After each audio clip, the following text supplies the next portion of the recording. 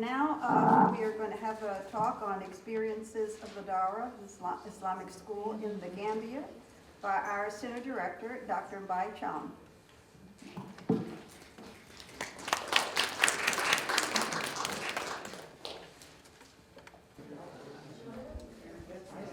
Good morning. First of all, I'd like to apologize for not being here at 9 o'clock to add a few words of welcome to those that were given by Brenda and Susan and Helen and the others. But belatedly, it's a pleasure to have you all here with us at Howard. We treasure these sessions very, very much, and we hope that we'll be able to continue them. As some of you know, the Title VI program has been reauthorized now that the spending bill has been passed. So I'm sure all the NRCs are very much busy now trying to get their applications together in anticipation of the RFP. So we're quite excited and hope that this is a project that's going to be funded again, and we'll be able to continue our collaboration with both Georgetown and George Washington University in offering this kind of service here. I wanted to share with you just a few aspects of my own experience growing up in the Gambia and going through the sort of multiple systems that we were exposed to as children, coming from different backgrounds. And I want to do this using a frame that was presented by Ali Mazrui, late Kenyan scholar who passed away about 2-3 years ago, and who also back in 1986 had this very influential television series that ran on PBS entitled Africa, a Triple Heritage. So this idea of the triple heritage is a frame that he sort of used and deployed to do his series. And it's an idea that he actually took from the first president of Ghana, Kwame Nkrumah, who in one of his seminal texts entitled Conscientism, talked about the nature of Africa, what constitutes Africa.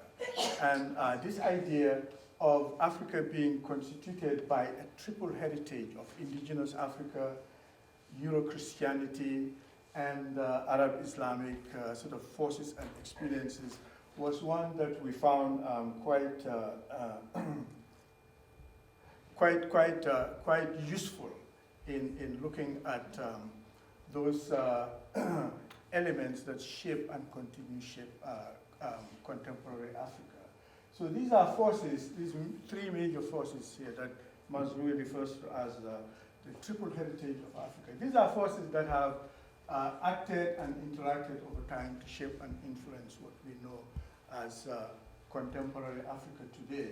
So what you have is really the coexistence in this African space of these multiple systems, forms, structures. You can look at any kind of sector that you want, and you will see in one way or the other these dynamics in operation, very much being quite evident in a lot of ways. And some of these, again, they claim indigenous ancestry in Africa, whilst others trace their origins outside of Africa.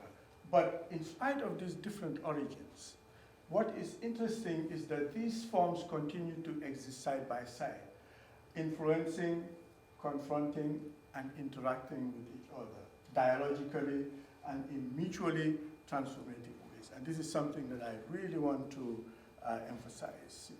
This coexistence, living side by side together, and developing these dynamics of exchange. And it's very, very complex, and sometimes they're complementary, sometimes they're conflictual, different, similar, and so on and so forth.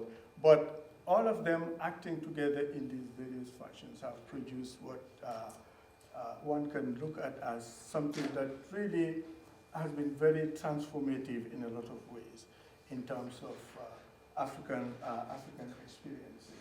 So many of us growing up, and this is not just me growing up in the Gambia, this small sliver of land in the middle of Senegal in West Africa, but it is something that resonates, I think, to a large extent with many of other Africans, growing up in similar spaces on the other parts of the continent.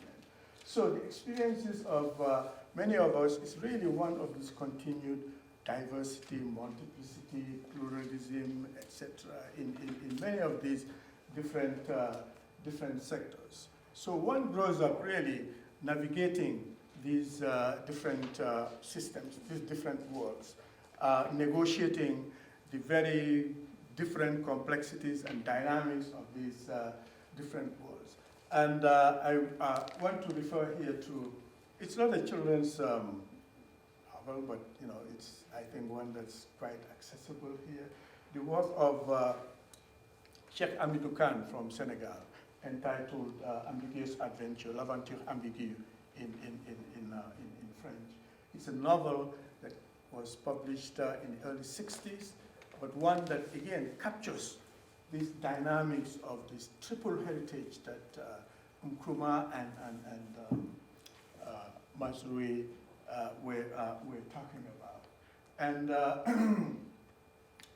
certainly, in my own experience, this is what I went through from childhood up to the time that I left the Gambia to go out to France to study, and then to the United States in a lot of ways. So, these are forces that have really interacted in various ways to shape and influence, the sort of experiences and the kind of person that I came to be.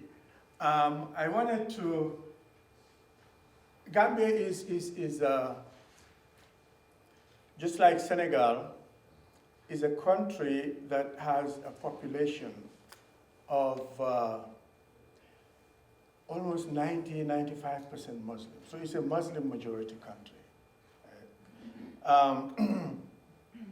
But in spite of that heavily slanted Muslim population, both Gambia and Senegal are to a large extent characterized by a very high degree of tolerance and coexistence of multiple faiths. Okay. Christianity, Islam, and indigenous traditional religions, belief systems. They are all together in that one space in the little Gambia. And this is, for me, the confluence of these forces that have ended up really shaping my experiences and my outlook to a large extent. And sometimes it was difficult navigating, these different outlooks, these different systems, these different structures of feeling and structures of acting, and so on and so forth. But in the end, it proved to be quite beneficial to me personally, and I think it's the experience also of many, many of my peers, friends, and everybody else that I know. Now, growing up in a Muslim family, right, we had to, of course, undergo a system of education that encompassed all these three spaces that I've been talking about. Right? Now, this is a typical daily schedule, right, for me when I was growing up. Right? Waking up at 6:30 in the morning, and then doing whatever was necessary to get to the Daara. I'll show a few slides of the Daara where I went to school. But the Daara was in the same compound, in the same place that we lived, my father and all of the family. So it was like a half-a-minute walk, 2-minute walk to the Daara. So from 6:45 to 7:30, you go to the Daara. And that's where you begin to learn the Quran. And the way that we learn the Quran, I'm sure some of you have seen these tablets here. Right? This is a typical tablet, we call it Alwa. Right? And this is where our Quranic teacher, who was actually a grandfather, we called him grandfather, he wasn't really the father of my father, but we were all related and he was elderly, so we called him our grandfather Pamodu. He was really the first intellectual, the first academic, the first scholar, in the true sense of the word, that I was really exposed to at first, right? Way before I went to the European school. So that was, Pamodu was the first scholar that I really was exposed to. So this is where we learned the Quran. Okay. There were maybe about 15, 16 of us, right? 10 boys, 5 girls, and the divisions were, the ratios were like that anyway. So the girls would be on one side, we would be on the other. But Pamodu, we will all start together, your age group, you would all start together, and he would take time to begin to write the Quran, from the first verse of the Quran, the first surah, up to, how long we all stayed in the Daara. And again, this is something I'll talk a little bit about, It's not everybody who starts that finishes all the way to the end, okay? There are various stages at which people begin to fade away and go into other things there, as Leo was talking about in her story of these guys, who left together, the family and so on. But this is what he would do was to write the beginning surahs, from the start of the Quran. He would write it from the beginning on each of our alwas, Bismillahir Rahmanir Rahim, etc. So we would all have to sit and memorize those, individually. And then at the end of each day, usually it depends also on how fast you learn it. Right? So after you finish that surah, you'll go to Pamodu. He will take the alua like this. He was hard of hearing, so we would go Bismillahir Rahmanir Rahim, Alhamdulillah Rabbil Alamin, so we would recite the surah that way. Okay. So when that's done, he'll erase it, all right, and then write the other parts of the following parts of the Quran. So gradually, this is over time how you really go through the system and manage to memorize the Quran up to that point where you have reached, so to speak. Right? So in the morning, from 6:45 to about 7 o'clock, 7:30, it's the Daara time. Then from the Daara, you go to the European school. Now, my school happened to be right next door again, on the same street that we live. So, you enter a different world from 8 o'clock up to 2 o'clock.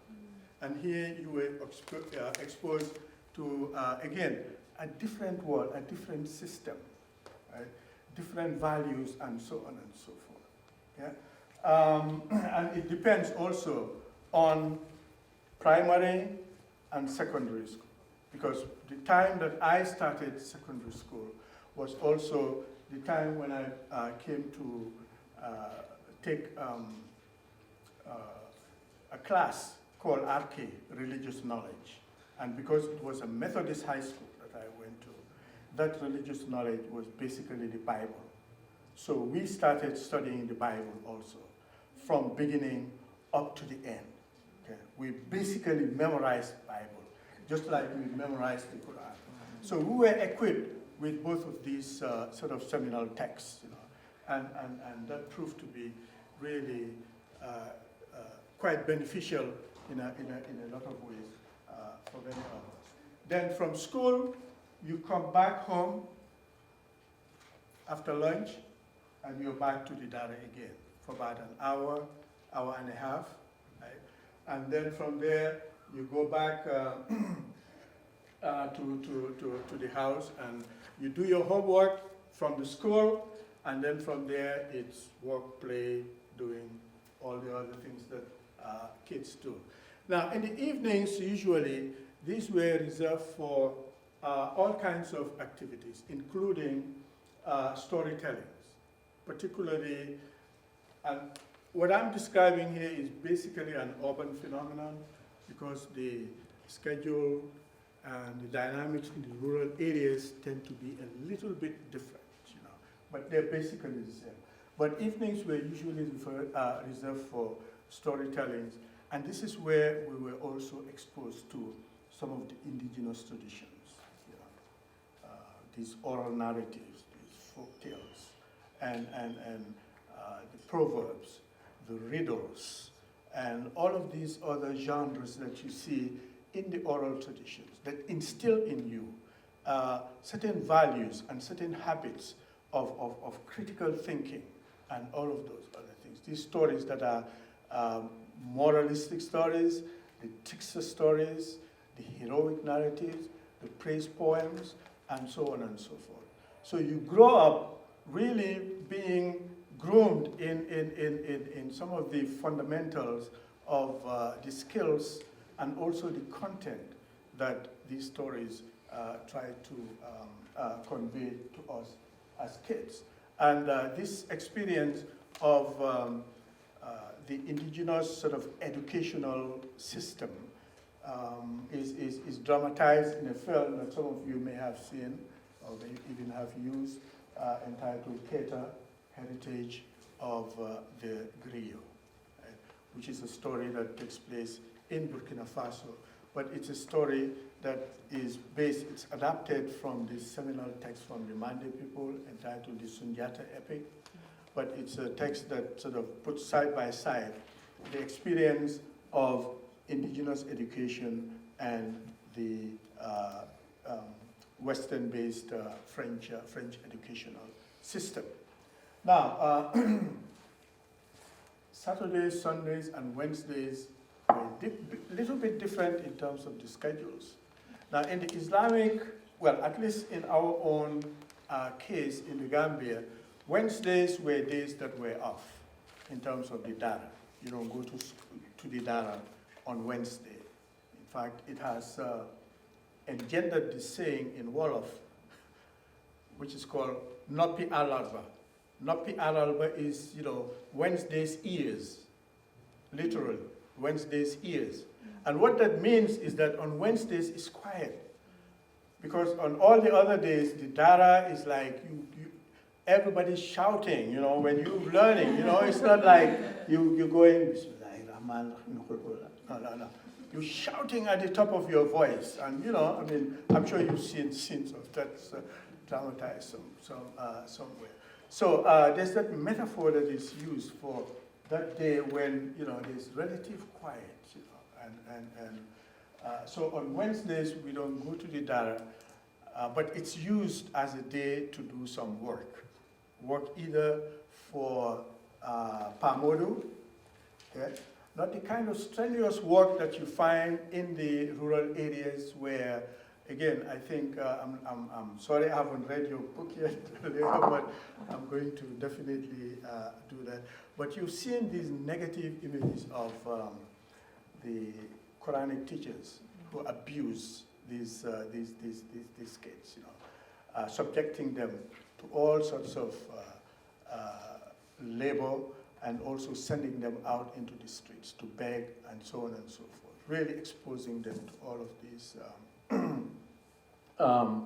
things that are really meant to be part and parcel of the entire educational package, because in the Islamic tradition, it's not just a matter of forming the mind, it's also a matter of cultivating an ethic of work, an ethic of being productive otherwise. But this tends to also be sort of exploited and pushed to the extreme, where kids are exposed to all kinds of dangers. And this is a big public policy issue in Senegal in particular, where you have the street kids now under the guise of working for their marabout, being sent out in droves into the streets of Dakar in particular and other places there. But on Wednesdays, this is the idea that, you go out on Wednesdays to work. And in our own case, it was to go out and actually secure the materials for writing on the Aloha. It wasn't that we were using ink. We would make our own ink. We'll go and, these big pots that are used for cooking. The soot that comes out of these aluminum pots, at the end where, the fires sort of accumulate and you have the soot. So we would scrape the soot and collect them in small containers. And that's what we will take to Pamodu. And Pamodu will add a mixture of usually water, and I don't remember what else he puts in there. And that's what he uses really as ink. And for pen, I brought this example of we call it halimba, where you use a bamboo twig and cut it in the shape of a pen, and you dip it into that ink, and that's what he uses to write. So those were part of our chores on Wednesdays. Now Sundays and Saturdays, of course, there was no school in the Western school system, so we devoted most of the time to the Daara and also to play. But I give you this schedule really to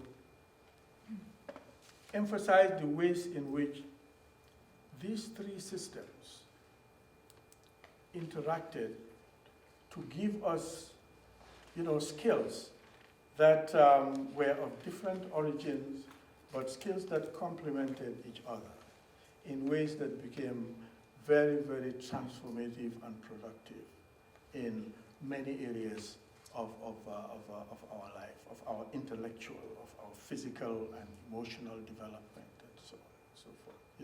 And I think this is really one of those things that we treasure a lot and cultivate and try to reinforce as much as possible, and not look at these systems as being mutually opposite, polar opposite, antagonistic one to the other. And I think to a large extent, part of the success that you see in places like Senegal and the Gambia in particular, and a few other places, can be attributed to this kind of a mindset, this orientation towards cultivating these mutualities that you see absent in some of these other areas that tend to erect these barriers, between these systems, to produce and ending up producing, the sort of dynamics that you see afflicting parts of the Sahel today in terms of, some of these extremisms and the fundamentalist tendencies and thinking and so on and so forth, right? I want to okay. This is my Daara, right? It's a little enclosure, brick enclosure at the time, right? In the compound where I grew up in. Our house was on the other side, so we just walk over. One side was for the girls. The other side was for the girls, and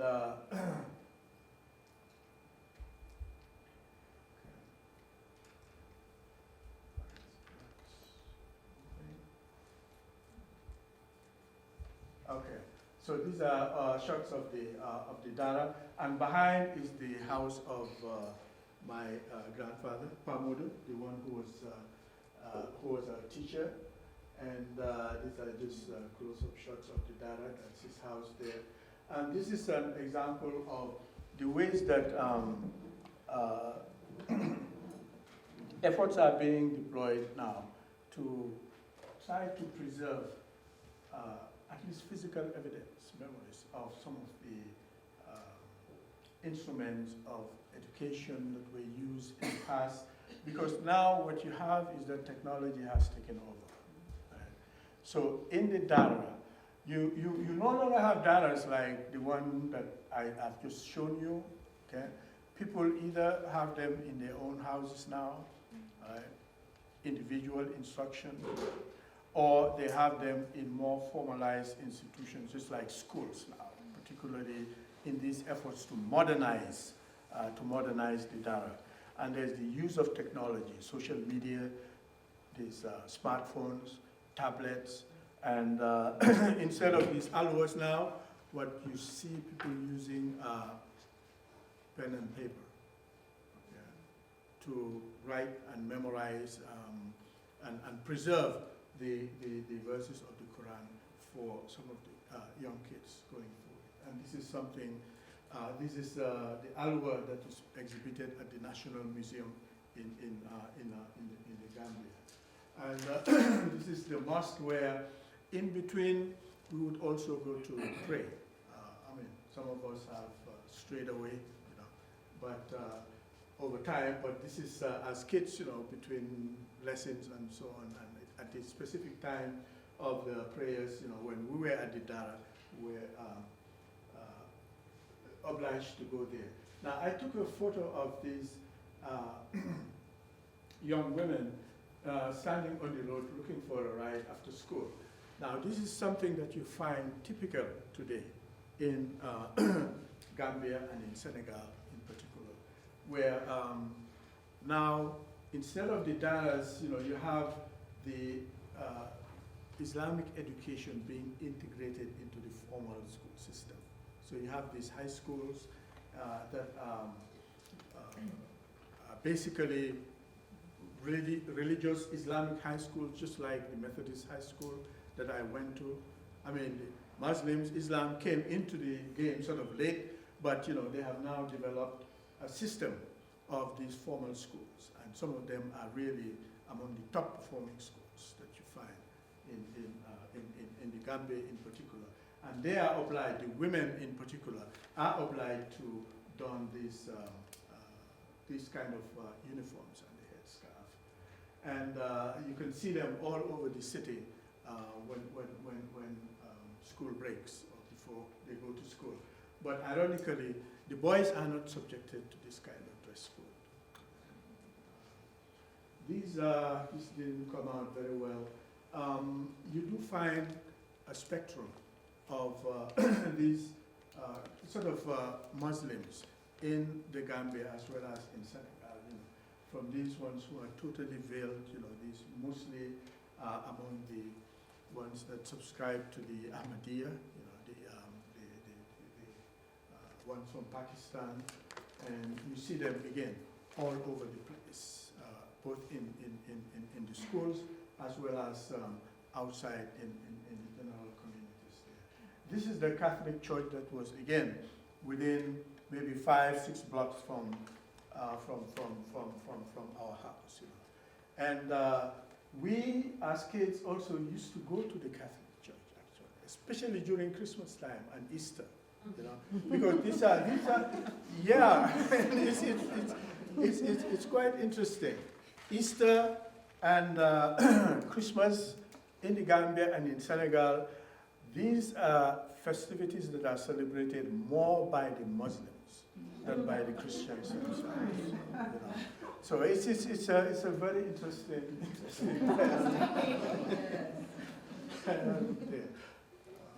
okay. And again, these are some of the more sort of modern schools. You have the evangelical mission school, and then, you know, their vision statement and all of these other things there. And this is very interesting. It's another school. It's a bilingual academy, both English, Arabic, but ironically, they say speak no vernacular on campus. That is, Wolof, Mandinka, Jola, all of these indigenous languages, off limits. You don't speak those on their campus. Now, it's very different because for us, growing up, we were educated, we learned Arabic, but we learned it in our indigenous languages. So the mother tongue was used to teach us Arabic. So that was what I wanted to ask you. So you moved from among these three worlds. What was the linguistics shift? Obviously, you're learning Arabic in the Daara, and the language for the high school was English. English. In our case, it was English. And then, on top of that, because of the requirements, especially when you reach high school, you have these foreign language requirements. So I ended up doing Latin and also French. Okay. And coupled with Arabic also. Now, the Arabic that I learned at that particular point was basically Quran Arabic, really. I didn't learn about the grammar or, we knew how to write, and that, again, contributed a lot to the calligraphy, the kind of very nice handwriting that you tend to see among a lot of Africans of a certain age, I think, I might want to say. Yeah, but those were the patterns there, particularly in the Gambia. In Senegal, it might be French instead of English. But yeah, that linguistic shift is always part and parcel of the entire experience. And for me, again, we did not learn the grammar, Arabic grammar in particular, but just having been exposed to the verses of the Quran and writing them, memorizing them, and reciting them to Pamodu proved very beneficial to me later on when I went to the University of Wisconsin, for example, in Madison, and had to fulfill a foreign language, which I elected to do with Arabic. Right? We started out in graduate school. We started out with maybe about 23, students in the class, and by the time it was spring semester, I think it was about 7 of us, and then at the end of the semester, only 3 of us remained. But for me, it was really that experience of the Daara that became a competitive advantage, which worked very well. These are just examples of kids in a formal high school with the kind of uniforms that we used to wear, and parading during the Queen's birthday or the King's birthday at the time, or Commonwealth Day, etc. So that's basically what I wanted to share with you generally. And if you have any questions, I'll be more than glad to answer.